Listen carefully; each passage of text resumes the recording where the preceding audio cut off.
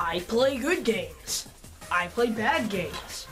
I play easy games. I play hard games. I play stupid games. And I play board game. But I have one game, and I don't know what category to put it under. Super Monkey Ball Deluxe. Super Monkey Ball Deluxe. Now, this game is pretty good. It was made by Sega in 2005. And we all know what Sega's made. No! That's not true! That's impossible! The ultimate party game that just keeps on rolling! That's what the back of the box says. Is this game really that good? I've heard it's gotten pretty mixed reviews as far as the internet says. But I always have different opinions from everybody else, so we're gonna try this game out and see if it is good. Okay, just... Super Monkey Ball Deluxe. Released in 2005, Super Monkey Ball Deluxe is basically a combination of the first two Monkey Balls released on GameCube, now on the PS2 and Xbox. Since the first two were on Nintendo GameCube, Sega decided to port two games over for the price of one. What a steal! For now, let's look at the story, or lack thereof. The story is about Dr. Badboon and his pointless sidekick attempting to steal the monkey's bananas. Fun fact, his assistant's name is actually Assistant, according to Wikipedia. What? Wait. I don't even know if that's a joke or just plain laziness. But anyways, apparently bananas are the only thing in the world that monkeys eat, and the monkeys just won't have that. So, 4 monkeys team up and put themselves inside balls for no reason. They could easily climb around some of these courses had they not been inside the balls, but oh well, that would not make an interesting game. The monkeys chase Dr. Badboon and Assistant around until they finally reach his headquarters and take him out. It's an incredibly simple story that you can skip if you want, so it doesn't really matter. My only complaint is the story mode never addresses the complications of the monkeys being stuck inside these stupid balls.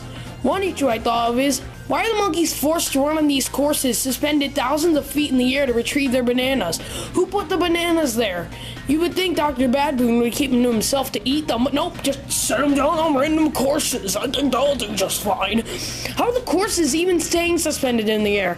What would happen if the monkeys are spinning around a lot and they have to throw up? They just roll around inside the ball, swallow their own freaking vomit, and be Now it's time for the gameplay, and this is where things are getting to get frustrating. You can play as one of 4 monkeys, Ai, Mimi, Baby, and Gongon. Those are stupid. Although I find Baby is the best character, I just don't know what it is. I grew up playing as Ai, what with the story mode and all forcing you to, but as of recent, I can only play as Baby or else I'll suck really badly. You move around using the left analog stick and you can't jump.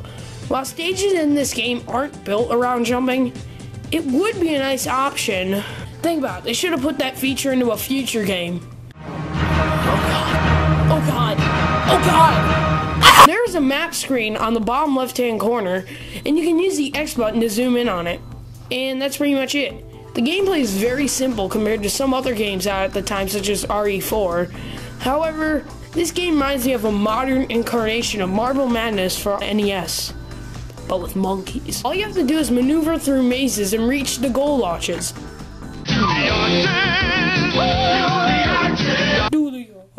The frustration lies in the level design, awkward camera, and the physics of the game itself. The monkeys control remarkably well on the ground. When I play this game, I feel as if I'm in total control. Well, at least I do when I'm not on a frickin' incline. Monkeys don't immediately stop either, which can lead you to death sometimes. Usually, control isn't the issue though. It's usually the camera or the level design. Let's start with the camera. There is no way to manually move the camera unless I'm stupid. So often, you can't even see where you're going. It isn't too bad compared to some other Sega titles, and honestly, it isn't even that bad. When the camera is the cause of your death, you feel cheated. Very, very cheated. Secondly, the level design. It's so freaking cheap and challenging. Now, challenge is a good thing. I don't want the game to be so pathetically easy that it doesn't feel rewarding in the slightest. But this game is just so hard.